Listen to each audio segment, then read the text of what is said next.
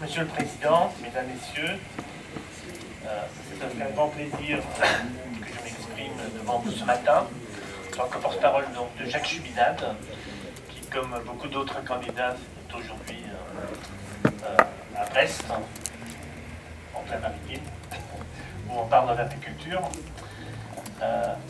Il m'a donc chargé de le représenter ici pour vous parler de l'économie bleue, la pêche et l'aquaculture, un sujet pour lequel, sans être du métier ou de la profession, je commence à vraiment me passionner.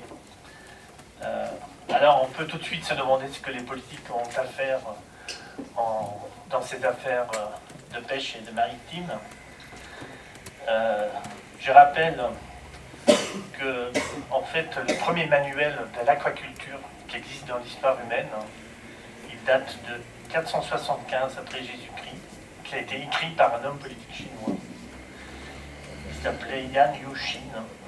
Donc, premier manuel de l'aquaculture. Et c'est peut-être une sagesse, et c'est peut-être une des choses qui explique pourquoi aujourd'hui la Chine est toujours capable de nourrir 1 milliard d'hommes et plus. Parce que très tôt, en fait, cette question du maritime et de la pêche a été envisagée dans les rizières, mais aussi dans les mers autour en Asie, qui, comme vous le savez, est aujourd'hui le premier aquaculteur du monde. Alors, permettez-moi d'abord de souligner que M. Chubinade est un des rares candidats qui a fait de la mer et de l'économie bleue non pas un point de programme pour pêcher des voies, mais parce qu'il estime que c'est réellement, et de toute évidence, un enjeu de civilisation dont il est urgent de débattre. Et ça implique, en dehors du romantisme écologique, ça implique, en fait, de rappeler un peu vraiment la nature scientifique de nos relations entre l'homme et la nature et ce que nous pouvons y faire ensemble. Comme preuve, donc, permettez-moi de vous lire un extrait de cet article publié sur le site de Jacques Chubinade en 2016, qui dit « Tous les experts le savent, l'avenir de l'humanité passera inexorablement par la mer. Jusqu'ici, l'homme n'a exploré que 5% des fonds marins et moins de 1% de sa faune et de sa flore nous sont connus. La mer contient 500 millions de substances chimiques, on n'en connaît que 100 000. Ça, c'est le rapport du CNRS. Ainsi, donc, avec l'espace, la mer reste paradoxalement une des nouvelles frontières de l'humanité. C'est là où presque tout reste à explorer, où tout peut être repensé et refait.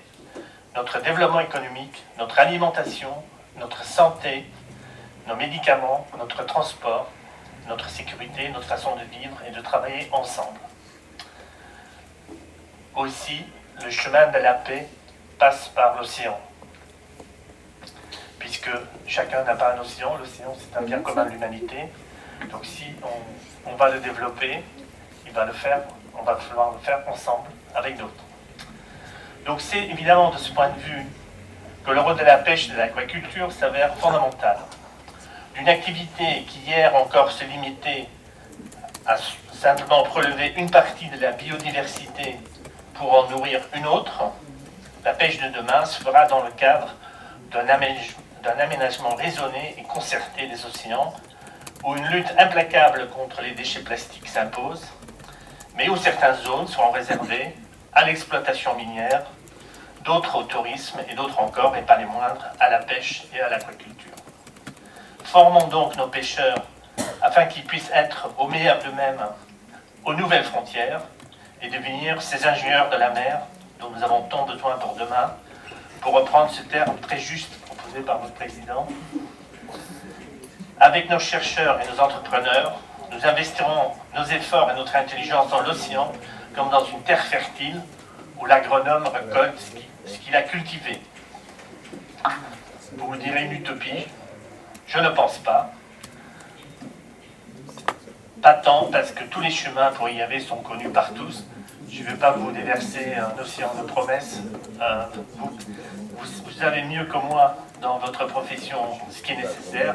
Oui, il faut un ministère de l'économie bleue et de la mer à part entière, et pas juste un bâtiment, mais une réelle volonté ou quelque chose semblable à l'époque du commissariat au plan, c'est-à-dire une vision en haut et quelque chose qui, de toute façon transversale, peut accorder, qui peut être le chef d'orchestre pour coordonner tous les secteurs à tous les niveaux. Alors, peu importe si c'est un ministère ou pas, à la limite, c'est la volonté qui compte.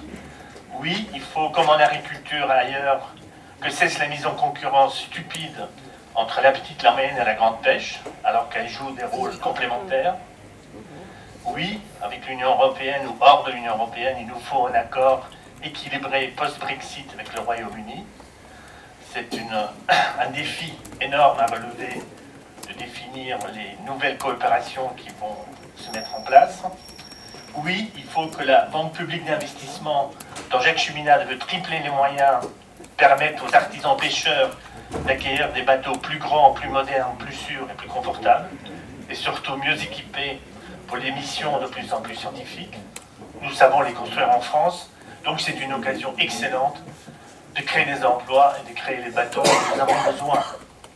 Oui, comme en agriculture, nous devons aller vers une pêche de précision permettant, grâce à des filets innovants ou à des dispositifs acoustiques, on commence à faire des expériences là-dessus, de ne prélever ce que nous avons décidé d'avance, tout en protégeant ce que nous avons décidé de cultiver pour demain.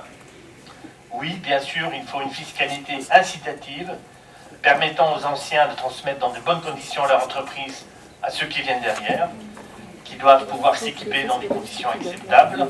Oui, il faut multiplier et améliorer encore plus la formation de nos marins et de nos pêcheurs et de nos aquaculteurs pour qu'ils deviennent réellement ces ingénieurs de la mer. Oui, il faut pousser les feux sur l'aquaculture où nous avons en France des compétences importantes, mais autant d'expériences restent à tenter. Tout cela, on le sait.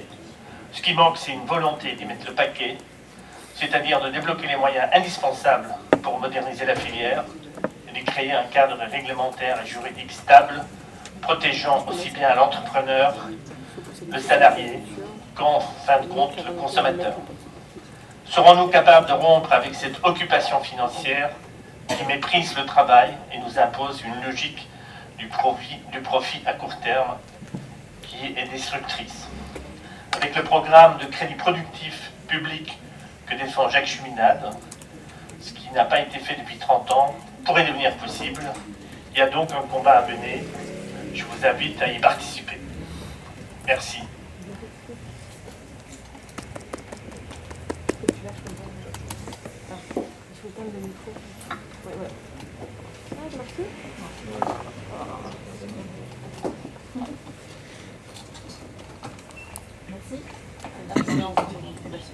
Merci.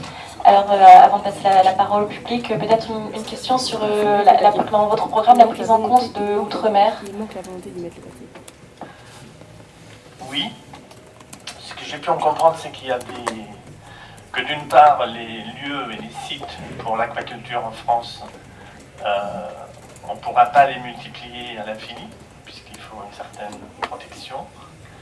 Et ensuite, il y a des conditions dans l'outre-mer extrêmement favorables. La preuve en est, c'est que par exemple la Chine est en train de négocier un accord avec la Polynésie française pour faire, c'est peut-être le plus grand contrat aujourd'hui entre la Chine et la France, un contrat de 1 milliard pour faire de l'aquaculture en Polynésie française. Alors le problème c'est que, et là se pose tout de suite la question qui a été soulevée de la recherche et de la formation, c'est-à-dire que là pour l'instant on envoie des Polynésiens à Shanghai pour se faire former à l'aquaculture, parce que nous n'avons pas les structures sur place, nous avons même du mal à trouver le personnel compétent. Les Chinois, on va se plaindre qu'ils vont nous envoyer des Chinois là-bas pour gérer leur entreprise. Mais je pense qu'on n'a que 12 lycées maritimes en France. C'est totalement insuffisant. Si nous sommes la deuxième zone maritime du monde, après les États-Unis, avec combien 11 km 11 millions de kilomètres carrés, merci. Ça me semble totalement surréaliste, c'est une absurdité qu'on n'y met pas le paquet pour former les gens et de vraiment développer ces ressources. Merci. Alors, on va passer aux questions de la salle, donc pour M. Verrecken. Oui, Serge Larsapel. Oui, mais j'ai toujours la même question, hein, pour tous les candidats, mais bon, certains sont arrivés après, donc ça concerne évidemment le problème des régimes de retraite, je dirais, dans un cadre général, mais en ce qui concerne notre régime de retraite particulier, des marins et la vision de son devenir ou pas dans le programme. Oui. Alors, je pense qu'effectivement, à terme, l'idée de pouvoir intégrer l'ensemble des retraites dans un ensemble, c'est quelque chose qu'il faut envisager dans le temps. Dans l'immédiat, ce qui compte, c'est quand même de remplir les caisses avant de voir comment partager ce qui est dedans. Et ça veut dire, mais ça c'est un problème général, où par exemple aujourd'hui on dit aux personnes, à tout le monde, qu'il faut manger une fois de la viande rouge par semaine et plusieurs fois du poisson. Alors il faut quand même voir que nous avons aujourd'hui 14% de la population française qui est en dessous du seuil de la pauvreté, et que les retraites en général sont autour de, disons, le seuil de pauvreté il est à 1008 euros, c'est-à-dire 60% du revenu médian. Donc, disons, Jacques Cheminade défend l'idée qu'il faut une hausse au minimum de 20% en 3 fois du SMIC, permettant à augmenter massivement le pouvoir d'achat et permettant à l'ensemble des Français de consommer des produits de qualité.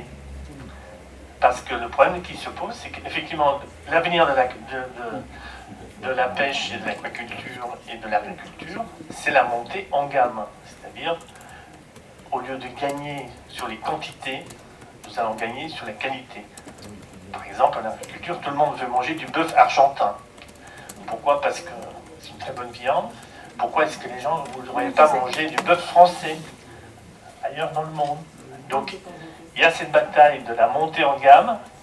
C'est ça qui va, plus la modernisation par le numérique, par la robotique, qui va nous permettre de gérer donc les coûts de la main-d'œuvre. Et à ce moment-là, on va remplir les caisses. Et ça veut dire, c'est un problème qui dépasse. C'est quelque part, on ne peut pas, la question que vous posez, le problème que vous posez ne peut pas être résolu séparément du reste de l'ensemble de la dynamique de l'économie française. Merci. Alors, Olivier Leprêtre, donc président des pêcheurs de Hauts-de-France.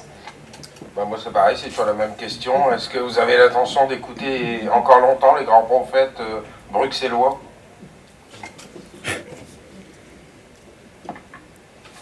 Ce que dit Jacques Cheminade sur l'Europe, c'est que aujourd'hui la zone euro, c'est un Titanic. Et puisque vous êtes dans le maritime, vous savez que c'est peut-être pas forcément le dernier qui part qui est en meilleure situation. C'est le premier qui part qui est en bonne position. C'est pas pour... après, on se met dans les canaux de sauvetage, on cherche la terre ferme et on reconstruit un bateau qui marche bien. C'est-à-dire, l'Europe, elle est en ruine, elle est totalement à refaire. Ça veut dire qu'il faut refaire une Europe, il faut faire battre le cœur de l'Europe, c'est d'avoir 7, 8 pays, repartir avec les 6 et rajouter quelques pays. Vraiment prendre des pays où il y a une où l'harmonisation fiscale et sociale est possible. Et sur cette base-là, on peut refonder une Europe qui marche et qui peut évidemment, et qui aura forcément des partenariats à signer avec les autres pays autour. Et ça veut dire aussi, c'est une Europe des patries, des projets. Ce n'est pas une Europe avec une dictature bureaucratique. Jacques Cheminade dit, quand j'étais en poste à Bruxelles dans les années 70, il y avait 700 lobbyistes. Aujourd'hui, il y en a 30 000. Donc c'est une Europe dévoyée et où effectivement l'écologie est devenue le masque en fait d'intérêts financiers et politiques qui d'abord veulent réduire la population mondiale, et l'écologie est un prétexte pour imposer des baisses de production avec des conséquences dramatiques et qui bloquent le développement. Donc il n'y a pas que des lobbyistes qui ont un but commercial, il y a aussi des gens qui ont une idéologie politique et qui ils sont nostalgiques d'un 19e siècle où il y avait la noblesse, il y a les gens hauts, les hauts en bas et les gens en bas.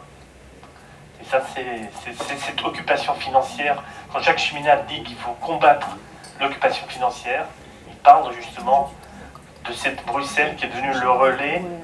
C'est pas du tout l'Europe des fondateurs, c'est devenu une Bruxelles dévoyée, c'est une Europe dévoyée au service de beaucoup de choses, mais pas au service des Européens. Tout à fait, je suis d'accord avec vous. Votre discours, il est tout à fait pertinent, parce que c'est ce que pensent les pêcheurs sur le terrain. Ceci dit, je ne dis pas que les pêcheurs veulent sortir de l'Europe, mais tout ce que vous avez dit, c'est ce qu'ils pensent. Donc c'est juste pour vous approuver. Merci. Merci beaucoup. Merci, monsieur.